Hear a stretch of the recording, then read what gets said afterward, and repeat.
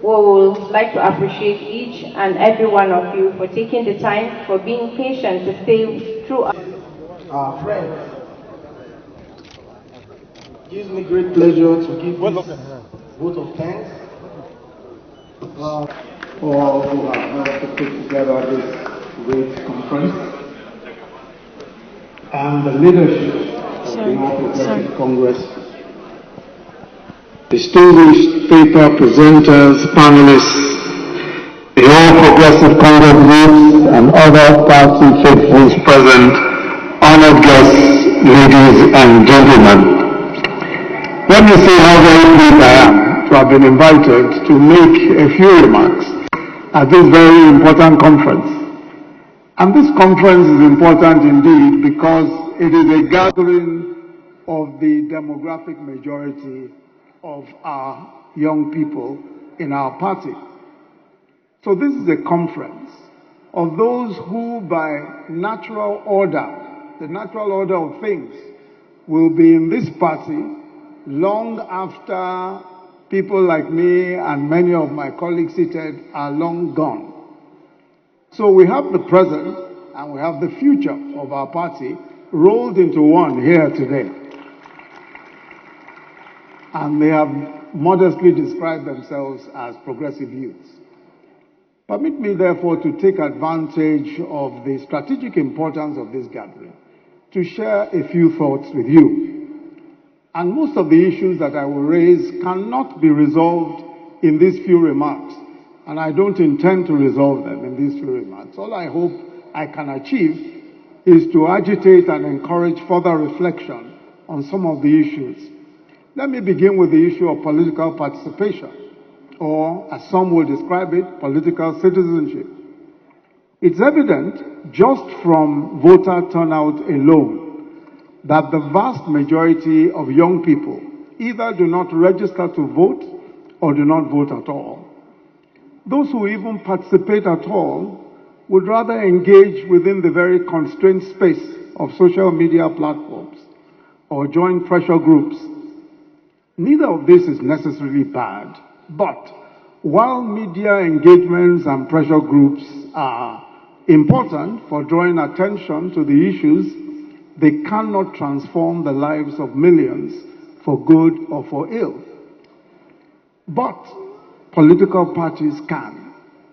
It is political parties and political actors that can transform the lives of millions of people. No amount of social media engagement, no amount of pressure group activities, no number of NGOs can do what political parties in office can do. Because they come into power, and it's governments that can most profoundly affect the lives and fortunes of people. So if you are keen on how the future will turn out, you must be involved in politics. Growing up, I was in a number of pressure groups concerned with corruption, with human rights, with democracy, etc.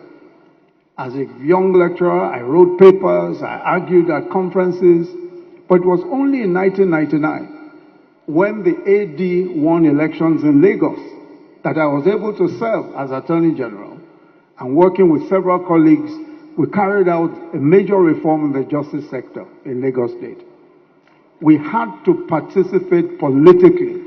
Otherwise, all our great ideas would never have ended up nowhere. It would have all been zero. With all the best ideas, if you don't participate politically, very little can be achieved. So sitting here today, we have the Senate President, the distinguished Ahmed Lawan. We have former governors, Tunde Fashola, Raoul Faregbeshola. We have Boss Mustafa, the SGF, who started their political journeys when they were under 40. All of them were under 40. In fact, I know that Boss Mustafa was probably even under 30 when he started his own political journey. They all had to function within political organizations, within political parties. And you must say, when you look at all of them, it took a while to get here.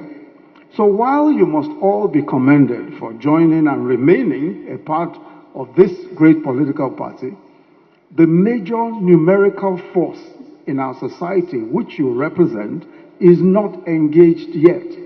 In other words, the vast majority of young people who you represent here are not engaged. You have a duty to persuade, to evangelize, and to recruit them. No matter how bright their ideas are, they can only be implemented by politicians in public office. But also, you must note that being involved cannot mean public office immediately. It could take a while. And that's what you see here today. Practically everyone who occupies political office today started very, very many years ago. And they're still here. And we must be engaged enough, long enough, to see our dreams come true. We cannot expect that it will just be overnight. And there are young people who you may have to speak to, who will say that politics and politicians are so dirty that one is best as far away from them as possible. Well, I agree that the political party really does have all sorts of characters. We have priests, we have outlaws, we have scientists, we have idealists, we have demagogues, we have good people and bad people, and every shade in between. But that is the reality of our world. The political party is only a small part, a microcosm of society, with all its features, good and flawed. Just as you cannot reasonably opt out of society because some of your neighbors are flawed, or because you don't like the profiles of some of your neighbors. In the same way, you cannot abandon the business of shaping your present and indeed your future because you don't like the profiles of some of the characters that you have to deal with. All of us have to work together. So being involved and getting others involved is crucial. The task then is to aggregate the majority of the party around your own preferred point of view. This has to be done by standing firm on sound principles, but at the same time, ready to give and take, especially on methodology for achieving these shared objectives and common causes. Being ready to listen carefully to the views of others and accommodate dissension, even unreasonable dissension, has to be accommodated. Now, a closely related issue is that of your representation within the party. And I agree with Akin Oyebode, who presented a short while ago, that some affirmative action for young people and women may be necessary. But I think our youth can do better than affirmative action. I think that you can do a lot better. Saying, give us a place at the table by quota. The only reason why the majority, and you are the majority, will plead for a place at the table is because the majority has not yet found the capacity to organize itself so as to benefit from its numbers, and or has failed to take its place by seizing the intellectual or ideation high ground. Let me clarify. You are in your prime, at your most creative and your most prolific state. You also have the largest numbers. Clearly, you underestimate your roles and abilities if you do not see your role as taking over the ideological and intellectual direction of the party. The big ideas, the great solutions, the creative plans must come from you. And this is your moment. Human beings are led by ideas, good or bad ideas. Human beings are led by ideas. In a democracy, we present our ideas. Even if all you present is a bad idea, better ideas must then be presented and communicated as alternatives. Frequently, I hear people saying politics in Nigeria is not about issues. That's not correct. It's about issues. It just may not be the right issues. It may not be the issues that you think are important. But politics is always about issues. Some of those issues may not advance the views of the majority or the good of the majority. But it is people, human beings, not spirits, who present these issues and steer the conversations in a direction that will lead to socially beneficial conclusions. We have a duty, and when I say we, I refer to all of you, progressive youths. You have a duty to raise the bar of political discourse and focus the minds of the public on the issues that matter most to the majority of our people. And please don't just say it is time for the youth. Don't just say it's time for the youth, and older people must just give way. It's unlikely that that will happen. It is the strength of your ideas and the depth of your organization that will retire those ahead of you, not your age. And I'm also, frankly, not very impressed with the notion that the role and power of young people is somehow postponed until elders have gone, or that there is some kind of generational queue to which we all must subscribe. Even if that was true at some point, that we must all be on some kind of queue. Today, that notion stands on very weak legs indeed.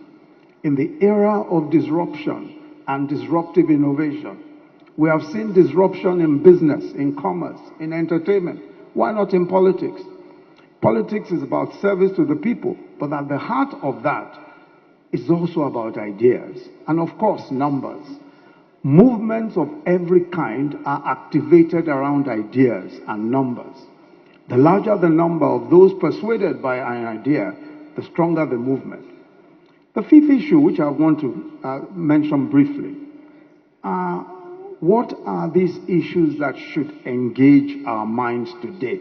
What are the issues that must engage our minds? What are the big issues today? And what are the big ideas to resolve them? How can a country of 200 million people growing at about 3.2% a year, or 26,685 children born daily, provide enough jobs and opportunities for decent livelihoods for its people?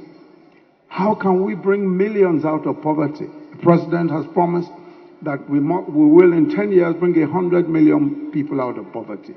A perfectly achievable target. But how? How are we going to go about it? What are the great ideas that we need? How about human capital development? Importantly also, how do you unite diverse tribes and faiths to build a great and indivisible nation? How about security, law enforcement, and the rule of law? What are the best models? How about ideology? Where do we stand as a party? What does our orientation imply? Can we widen our ideological scope? These are the big questions today, and the ideas that will rule our world in the next few decades. And these questions that have arisen must be answered by the ideas that will prevail in the coming years. These are the issues that should engage your thoughts and deliberations regularly. On the last issue, the question of party ideology, although it is true that our party's dominant tendency appears to be left of center, this is sometimes described as progressive or the progressive orientation. The people and their welfare are the center of the progressive persuasion.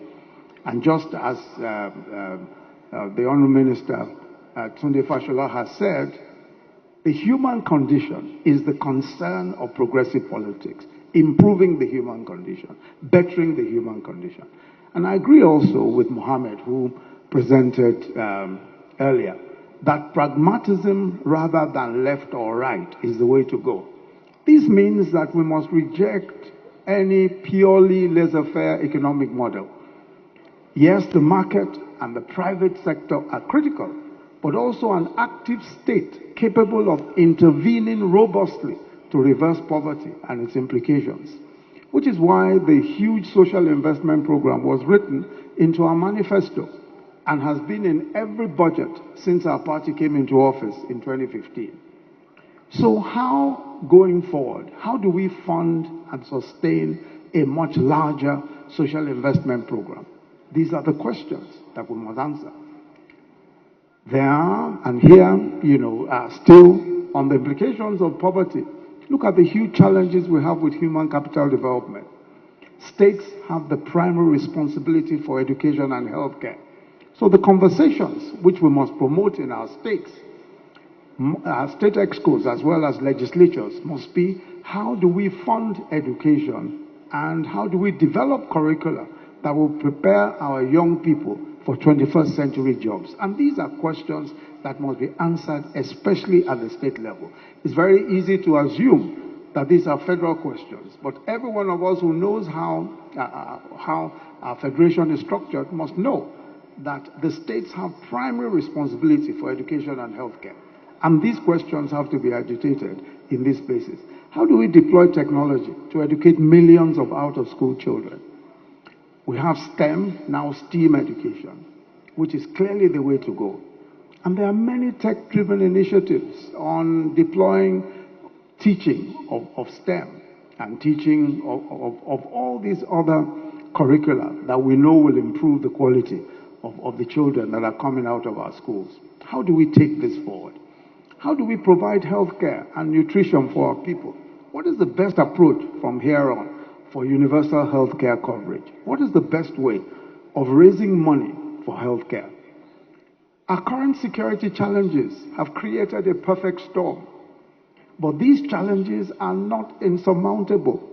That is why we have men and women of ideas. In any event, they create the opportunity for the intervention always of the best ideas. Many countries of the world have had to deal with these issues in varying degrees at various times. That is what governments are for. America, possibly the world's most technologically advanced nation, has since January this year recorded 248 mass shootings. These are situations where a person walks into a place and shoots people down. 248 times from January to now. And nobody has yet said, well, they should pack up and go. In what President Biden describes mass shootings in America as an epidemic. These problems are the business of governments. This is what governments do. Governments resolve them, which is why we say as a government, and President Buhari has said repeatedly, that we are the best people, we are the best team to solve those problems, and we will solve those problems, and we will indeed. Now, when you look at a lot of what we are seeing, when you look at a lot of what we are seeing today, in resolving these issues, I think that the party and its think tanks have huge roles to play. We must contribute to the pool of ideas for resolving some of these issues and some of these problems. We must continue to push those ideas. And these opportunities that we have, including think tanks that will come forth from here, are the opportunities to resolve many of these issues. We don't throw up our arms in the air. We don't sound as if we are the only ones who have a problem. All over the world, governments and countries have issues. An issue of existential importance to our nation is how to deal with the parochial tensions and divisive tendencies which are rising every day. You may rightly or wrongly blame generations before you for creating or deepening the notion that we shall identify ourselves first as tribal or religious entities before our national identity, and how this has incrementally deprived us of the great benefits of the sum total of our diversity. Whatever your views may be, it has become the responsibility of your generation as well to fully advance the truth that indeed we are created equal, that our aspirations as people, whether you are Muslim or Christian, whether you are Igbo, Hausa, Ijaw, Yoruba, or whatever, wherever you may be from, our aspirations are broadly the same, and that we are all entitled to life and liberty and the pursuit of happiness, and that we all have a stake in this business called Nigeria. And it's the duty. And it's the duty of the state. It's the duty of the state to ensure that we are treated fairly, justly, and inclusively. But how must the state carry out this task? The federal character and non-discrimination provisions in our Constitution are important in ensuring fairness, and it is possible to implement them and still prioritize merit. More rigorous enforcement of these provisions and insistence on accountability by the Federal Character Commission will be helpful. We must hold our agencies and government units more accountable for inclusion and fair representation. This leads me to the agitations for constitutional reform and structural reform and restructuring that have been so frequently made, especially in the past few months. In sum, the agitations generally seem to seek stronger states or deeper fiscal federalism. Yes, we have the El-Rufai Committee report, which is our party's own contribution to the debate, and at least that should form the basis for further debate.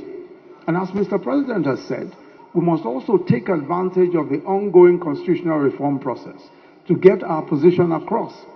He also said in his June 12th speech that government is willing to play a critical role in the constitutional amendment process without usurping, of course, the powers of the National Assembly. So this opens up opportunities for further engagement on these issues. We can debate these issues. We can talk about these issues.